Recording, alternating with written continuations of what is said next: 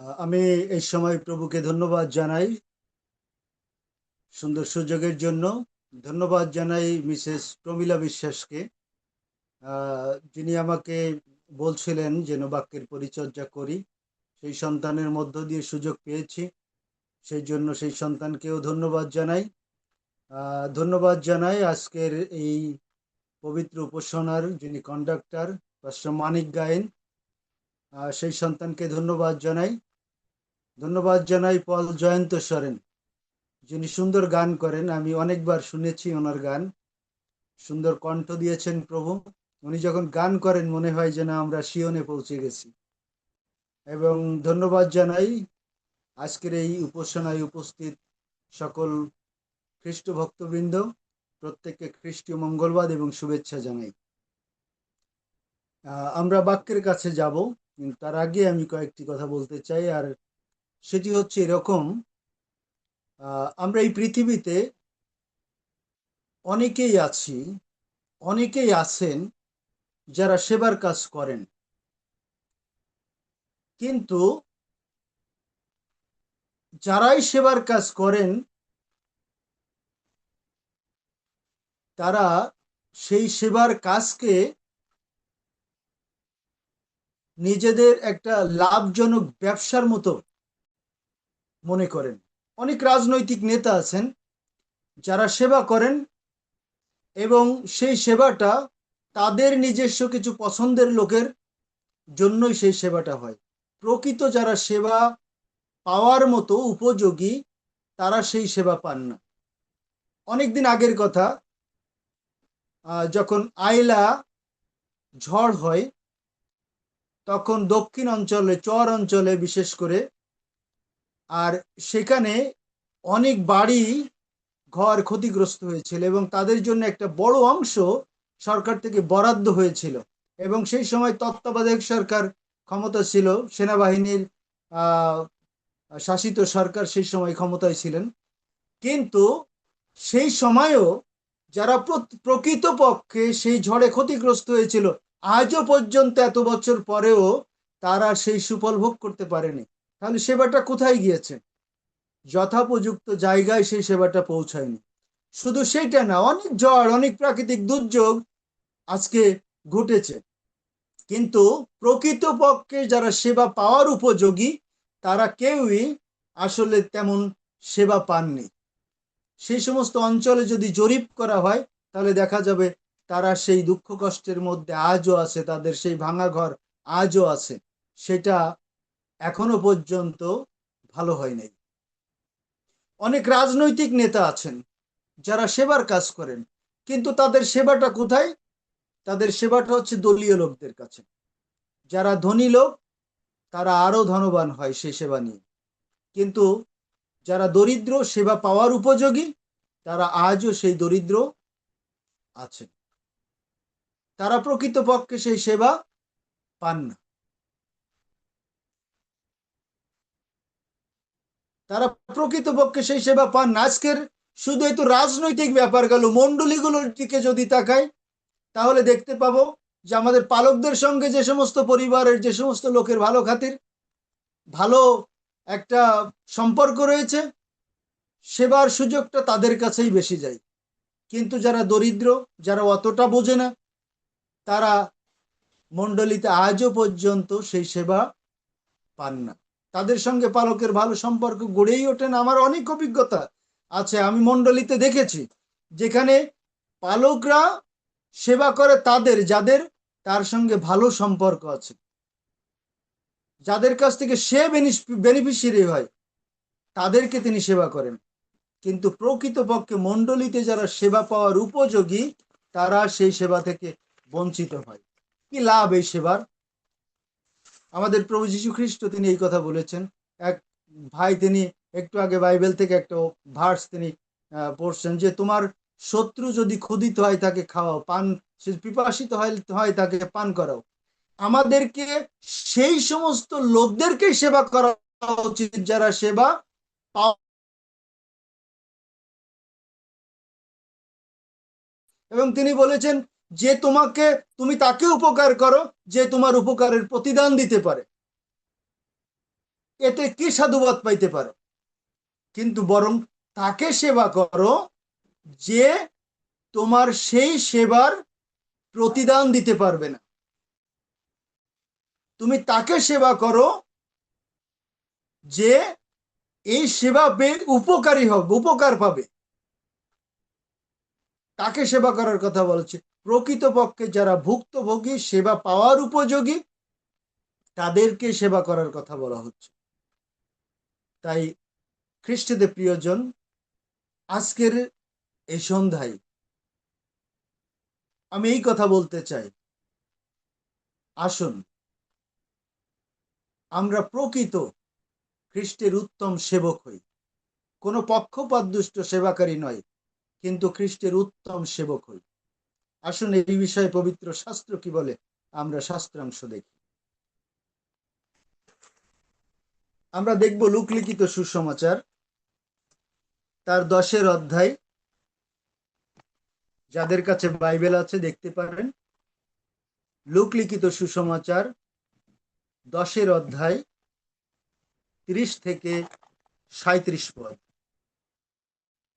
লুকলিখিত সুসমাচার 10 অধ্যায় 30 থেকে 37 পদ। লেখা আছে, এই কথা লইয়া যীশু বলিলেন, এক ব্যক্তি জেরুসালেম হইতে জিরিহতে নামিয়া যাইতেছিল, এমন সময় দস্যুদের হস্তে পড়িল। তাহারা তাহার বস্ত্র খুলিয়া লইল এবং তাহাকে আঘাত করিয়া আধমরা অবস্থায় ফেলিয়া চলিয়া গেল।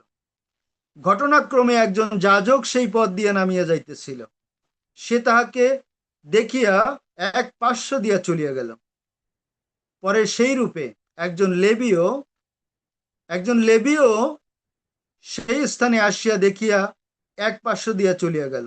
কিন্তু একজন সমরীয় সেই পথ দিয়া যাইতে যাইতে তাহার নিকটে আসিল, আর তাহাকে দেখিয়া করুণাবিষ্ট হইল এবং নিকটে আসিয়া তৈল ও দ্রাক্ষারস ঢালিয়া দিয়া তাহার ক্ষত সকল বন্ধন করিল। পরে আপন পশুর উপরে তাহাকে বসাইয়া এক পান্থশালায় লইয়া গিয়া তাহার প্রতি যত্ন করিল। পরদিবসে 2টি সিকি বাহির করিয়া পান্থশালার কর্তাকে দিয়া বলিল, এই ব্যক্তির প্রতি যত্ন করিও, অধিক যাহা কিছু ব্যয় হয় আমি যখন ফিরিয়া আইসি তখন পরিশোধ করিব। তোমার কেমন বোধ হয়, এই 3 জনের মধ্যে কে ওই দস্যুদের হস্তে পতিত ব্যক্তির প্রতিবেশী হইয়া উঠিল? সে কহিল, যে ব্যক্তি তাহার প্রতি দয়া করিল সেই। তখন যীশু তাহাকে কহিলেন, যাও, তুমিও সেই রূপ করো। ইহা প্রভুর বাক্য। প্রভুর বাক্যের জয় হোক। আমেন। আসুন আমরা বাক্যের জন্য ধন্যবাদ দিই। পরম করুণাময় পিতা, তোমার পবিত্র নামের ধন্যবাদ করি। তোমার গৌরব, তোমার প্রশংসা, তোমার স্তব, তোমার আরাধনা করি। আজকের সুন্দর সন্ধ্যায় প্রভু তোমার সুন্দর বাক্য আমাদের সামনে দিয়েছ। এই বাক্যের নিগুড় তত্ত্ব তুমি আমাদেরকে বুঝতে সাহায্য করো। তোমার পবিত্র আত্মার স্পর্শ দান করো, যেন তোমার বাক্যকে ভাঙতে পারি। এবং সামনে যারা শ্রোতা রয়েছে প্রভু, তুমি তাদের হৃদয় স্পর্শ করো। হে পবিত্র আত্মন, তুমি তাদের হৃদয়কে ছৌ, যেন তারা তোমার বাক্যকে বুঝতে পারে, হৃদয়ঙ্গম করতে পারে, এবং আমরা সকলেই যেন তোমার বাক্যের মধ্য দিয়ে তোমার উত্তম সেবাকারী হতে পারি। তুমি আশীর্বাদ করো। এই প্রার্থনা যিশু তোমারই নামে চাই। আমেন। পরদিবসে 2টি সিকি বাহির করিয়া পান্থশালার কর্তাকে দিয়া বলিল, এই ব্যক্তির প্রতি যত্ন করিও, অধিক যাহা কিছু ব্যয় হয় আমি যখন ফিরিয়া আইসি তখন পরিশোধ করিব। খ্রিস্টতে প্রিয়জন, প্রভু যীশু খ্রিস্ট উত্তম প্রতিবেশীর বিষয়ে বলতে গিয়ে তিনি এই দৃষ্টান্তটি তুলে ধরেছিলেন। মূলত বাক্যাংশটি কে উত্তম প্রতিবেশী সেই বিষয়ে প্রভু যীশু খ্রিস্ট বলেছেন। কিন্তু আমি যখন এই বাক্যাংশ থেকে যখন লেখি তখন আমি চিন্তা করলাম যে আমি একটু ভিন্নভাবে চিন্তা করি। তো সেই জন্য এইখান থেকে খ্রিস্টের উত্তম সেবকের বিষয়ে আমি চিন্তা করেছিলাম, যেখানে একজন সমরীয় উত্তম সেবাকারী হিসেবে নিজেকে তুলে ধরেছেন। যিনি ছিলেন একজন সমরীয়, যিনি কাজের জন্য জিরিহ থেকে জেরুসালেমের দিকে যাচ্ছিলেন। এবং এই যে যাওয়াটা জেরুসালেম থেকে জিরিহ প্রায় 17 কিলোমিটারের একটা দূরত্বের পথ, মাঝখানে কোনো গ্রাম নাই, লম্বা একটা পথ এবং ফাঁকা জায়গা। এবং এই যে জায়গাটা জিরিহ, সেটা সমুদ্রপৃষ্ঠ থেকে প্রায় 2500 ফিট উপরে, এবং সমরীয় গ্রামটা, পর্বতটা 2500 ফিট উপরে, কিন্তু গ্রামটা সমুদ্রপৃষ্ঠ থেকে 800 ফুট নিচে অবস্থিত, পর্বতের নিচে অবস্থিত। এবং এই জিরিহ এবং জেরুসালেমের মধ্যে অনেকটা দূরত্বের পথ, মাঝখানে ফাঁকা জায়গা, আর এইটা দস্যুদের জন্য অভয়াশ্রম। এই ফাঁকা জায়গাতে প্রায়ই দস্যুরা দস্যুবৃত্তি করত, ডাকাতি করত, লোকদের কাছ থেকে সমস্ত ছিনিয়ে নিত। কোনো ঝামেলা সেখানে হতো না, এই জন্য তার এই জায়গাটা দস্যুবৃত্তি করার জন্য বেছে নিয়েছিলেন। এবং এই যে জায়গায় ডাকাতরা তারা ডাকাতি করত, সেখানে ফাঁকা জায়গা বিধায় কেউ বাধা দেওয়ার মতো ছিল না, এবং চিল্লাইলেও পাশের থেকে সাহায্য করার মতো, সাহায্য পাওয়ার মতো সুযোগ ছিল না। এই জন্য এই জায়গাটা বেছে নিয়েছিলেন।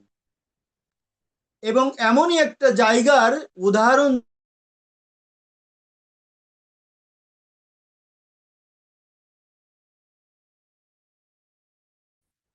তিনি যাচ্ছিলেন, একজন লেবীয় তিনি যাচ্ছিলেন, এবং তিনি দস্যুদের কবলে পড়লেন, এবং সেই দস্যুদের কবলে পড়ে তার বস্ত্র খুলে নিল, তার শরীর ক্ষতবিক্ষত করা হলো, এবং আধমারা অবস্থায় তাকে ফেলে দেওয়া হলো। এবং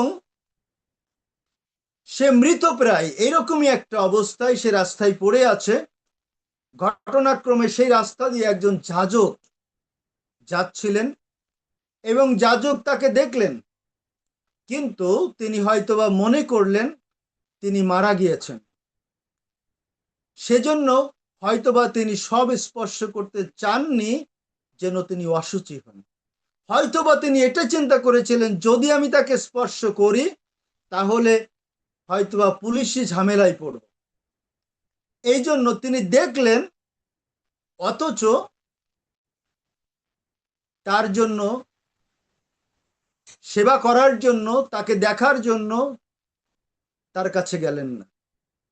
এরপরে একজন লেবীয়, তার যে আহত, তার সমগোত্রীয় লোক, তিনিও সেই পথ দিয়ে গেলেন, এবং তিনি তাকে দেখলেন, এবং সেও ঠিক একই রকম চিন্তা করলেন, যদি তাকে স্পর্শ করি, যদি তিনি মারা গিয়ে থাকেন, যদি কোনো সমস্যা হয়, সেজন্য তার কাছে গেলেন না। এবং তিনি ওই একই রকম যাজকের মতো চিন্তা করলেন যে যদি সে মারা গিয়ে থাকে, সব স্পর্শ করলে অসুচি হতে পারি, পুলিশি ঝামেলায় জড়াতে পারি, কি জানি থানায় হাজিরা দিতে হবে, কোর্টে হাজিরা দিতে হবে, আমি কেন ওই বা এই ঝামেলায় পড়ব। অনেক চিন্তা করে হয়তোবা তিনি তাকে দেখেননি, তিনিও চলে গেলেন। কিন্তু ঘটনাক্রমে একজন সমরীয় যখন সেই পথ দিয়ে যাচ্ছিলেন, তিনি তাকে দেখলেন, তার কাছে গেলেন, এবং গাধার পিঠ থেকে নেমে তার তৈল এবং দ্রাক্ষা রস দিয়ে তার ক্ষতস্থানগুলো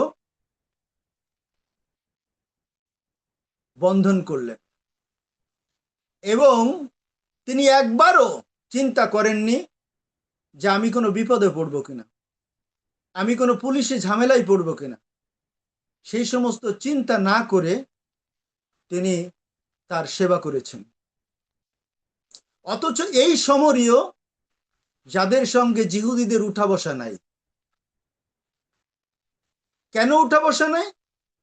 এই সমরীয়দের সঙ্গে জিহুদীদের একটা দ্বন্দ্ব ছিল। এবল পর্বতে একটা মন্দির ছিল, যে মন্দিরটাকে নিয়ে জিহুদীরা সেটা ভেঙে দিয়েছিলেন, এবং জিহুদীদের সঙ্গে যায় না এমন কাজ সমরীয়রা করত, অথচ এরাও কিন্তু যাকবের বংশধর।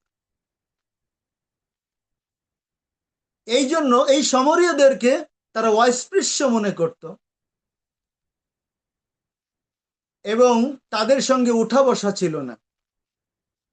এমনই একজন লোক সমরীয়, যিনি এই জিহুদি লোকটার বিপদে তার পাশে দাঁড়ালেন, তার ক্ষত সকল বেঁধে দিলেন, তার সেবা শুশ্রূষা করলেন এবং তাকে তার গাধায় চড়িয়ে পান্থশালায় নিয়ে তার চিকিৎসার ব্যবস্থা করলেন এবং পান্থশালার মালিককে 2টি সিকি দিয়ে বললেন তার যত্ন নিতে, তার চিকিৎসা করতে, এবং এও বললেন তার সেবা করো, তার শুশ্রূষা করো, যদি আরো প্রয়োজন হয় আমি যখন ফিরে আসি তখন আমি তা পরিশোধ করব।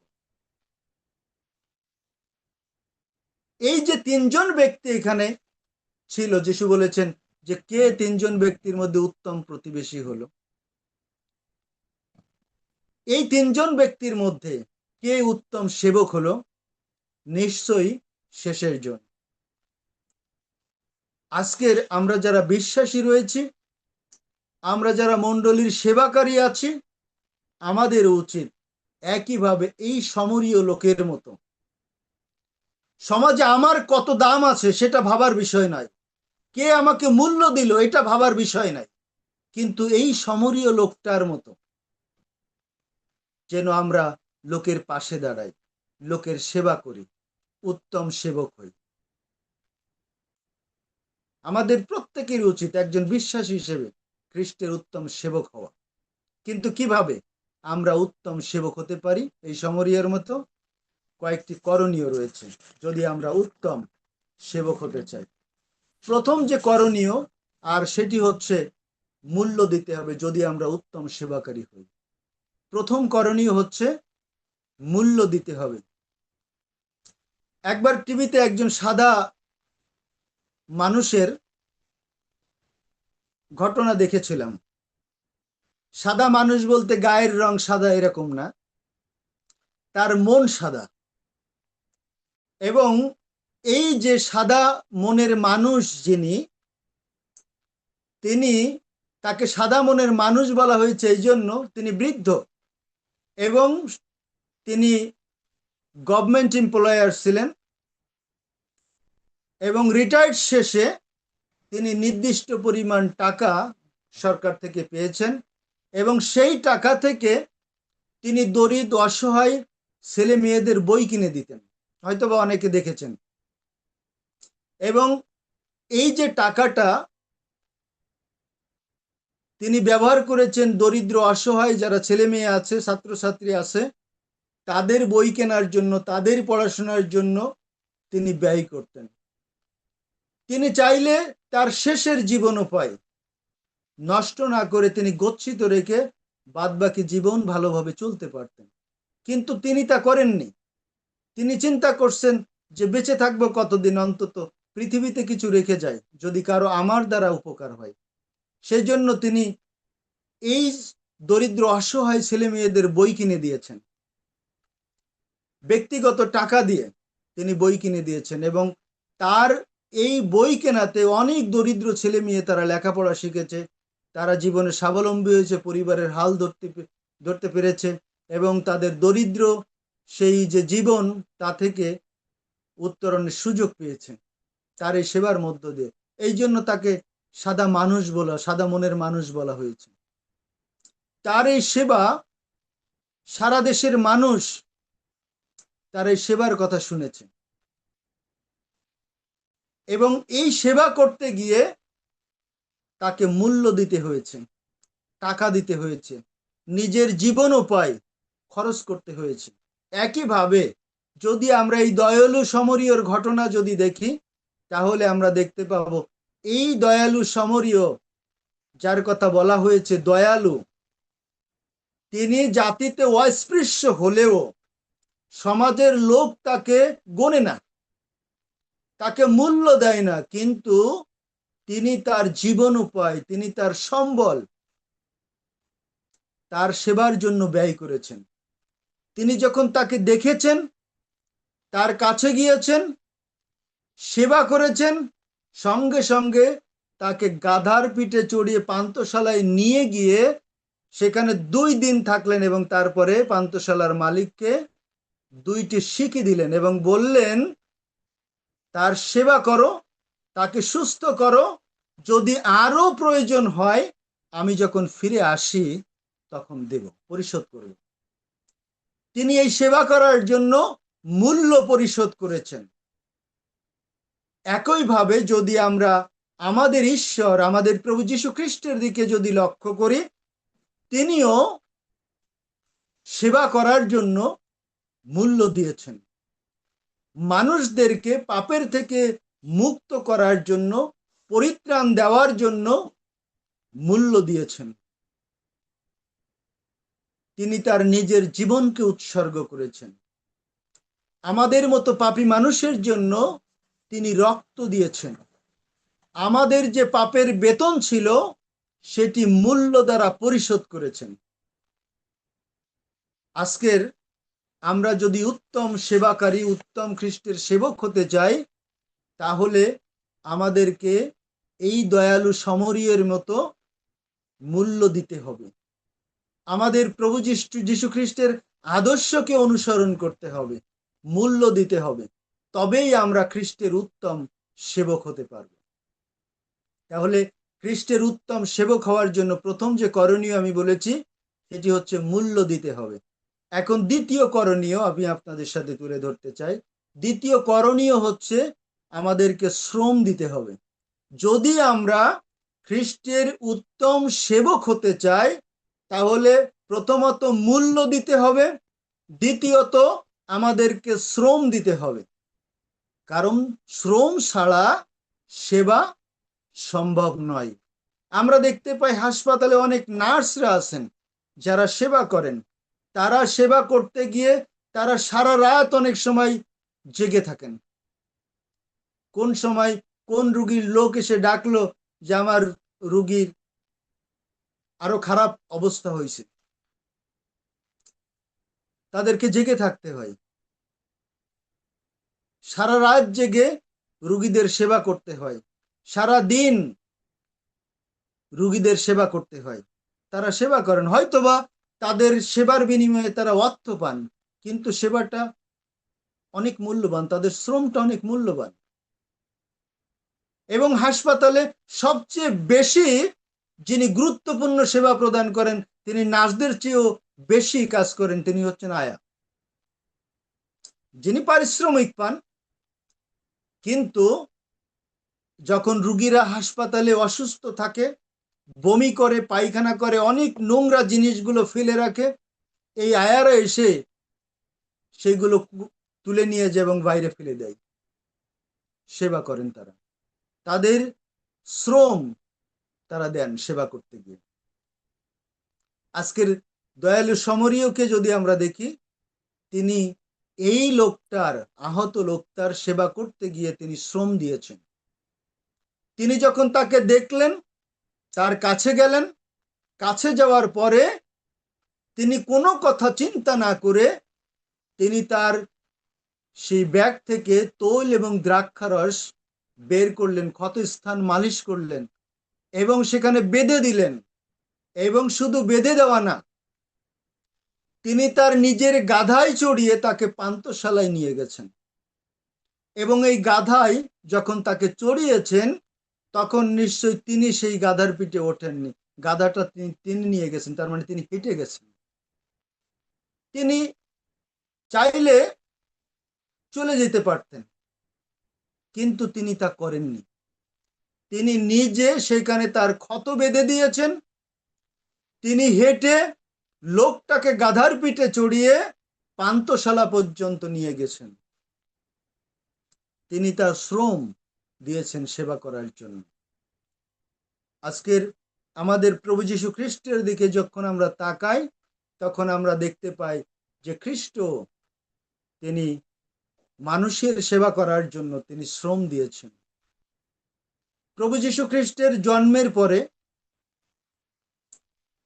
একটা বড় সময়, 12 বছর পরের থেকে তার পরিচর্যা কাজ শুরু পর্যন্ত একটা লম্বা সময় কোথায় ছিলেন, কি করেছেন আমরা জানি না। কিন্তু তিনি যখন বাপ্তিস্ম নেওয়ার পরে পরিচর্যা কাজ শুরু করলেন, তখন তিনি সেবা করার জন্য তিনি গ্রামে গ্রামে গিয়েছেন। তিনি কখনো পায়ে হেঁটে গিয়েছেন, কখনো নৌকায় চড়ে গিয়েছেন। তার শ্রম দিয়েছেন। এবং কাদের সেবা দিয়েছেন? যারা ধনাঢ্য ব্যক্তি তাদের না, যারা সেবা পাওয়ার উপযোগী তাদেরকে সেবা দিয়েছেন। সেই অন্ধ, খঞ্জ, নোলা, বোবা, মৃত ব্যক্তি, তাদেরকে সেবা দিয়েছেন।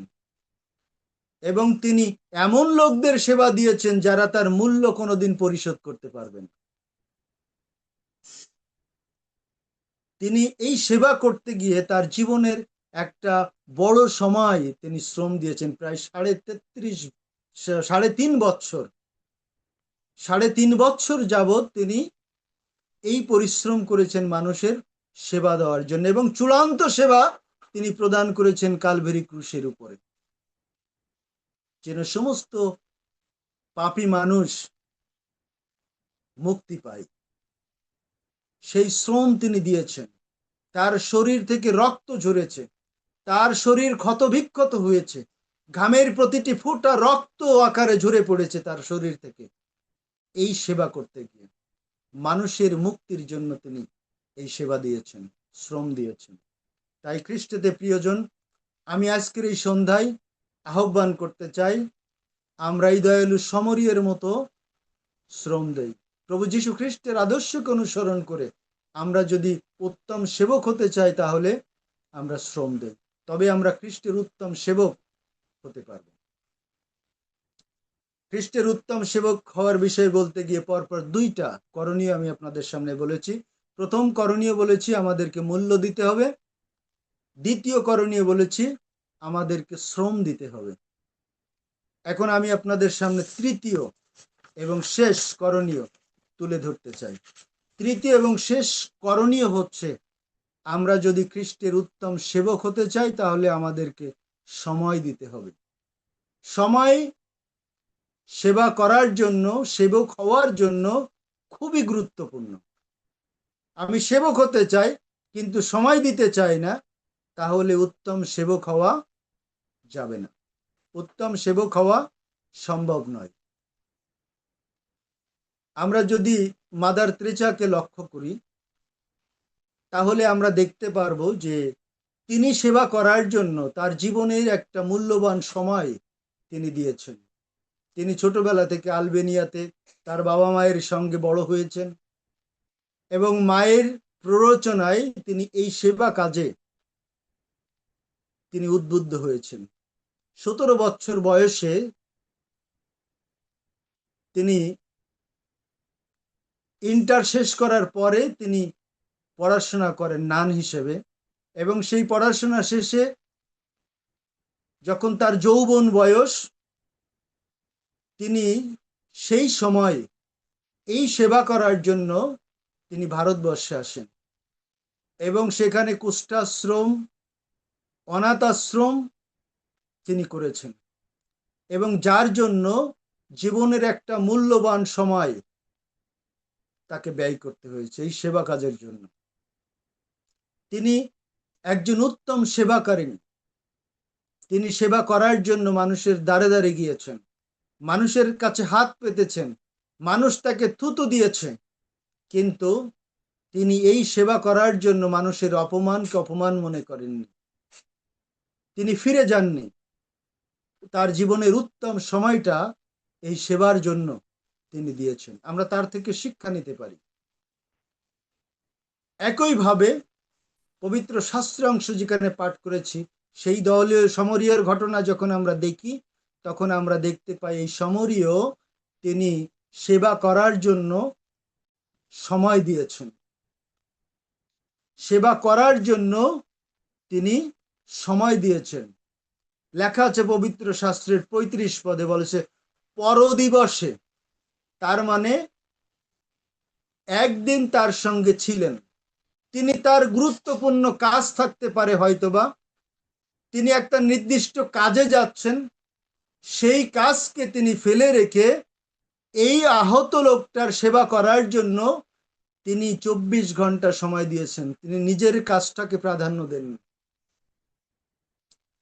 তিনি একটা দিন সময় দিয়েছেন তার পিছনে, এবং সময় দেওয়ার পরে তিনি তার নিজের কাজে গিয়েছেন। একইভাবে যখন আমরা প্রভু যীশু খ্রিস্টের দিকে তাকাই, তখন আমরা দেখতে পাই তিনি সেবা কাজের জন্য 3.5 বছর যাবত, এর আগে তিনি নিজেকে প্রস্তুত করেছেন, কিন্তু 3.5 বছর যখন সেবা কাজ শুরু করেন, 3.5 বছর ধরে একটা নির্দিষ্ট সময় তিনি মানুষের জন্য দিয়েছেন, মানুষের দ্বারে দ্বারে গিয়েছেন, মানুষকে রোগ থেকে সুস্থতা দিয়েছেন, শুশ্রূষা করেছেন, তিনি সেবা করেছেন, একটা নির্দিষ্ট সময় তিনি দিয়েছেন। আজকের আমরা যদি উত্তম সেবাকারী হতে চাই, তাহলে সময়ের ব্যাপারে মাদার তেরেসার কাছ থেকে শিক্ষা নিতে পারি, দয়ালু সমরীয়র কাছ থেকে শিক্ষা নিতে পারি, আমাদের চূড়ান্ত আদর্শ প্রভু যীশু খ্রিস্টের কাছ থেকে আমরা শিক্ষা নিতে পারি, এবং আমাদের জীবনকে সেইভাবে পরিচালনা করে খ্রিস্টের উত্তম সেবক হতে পারি।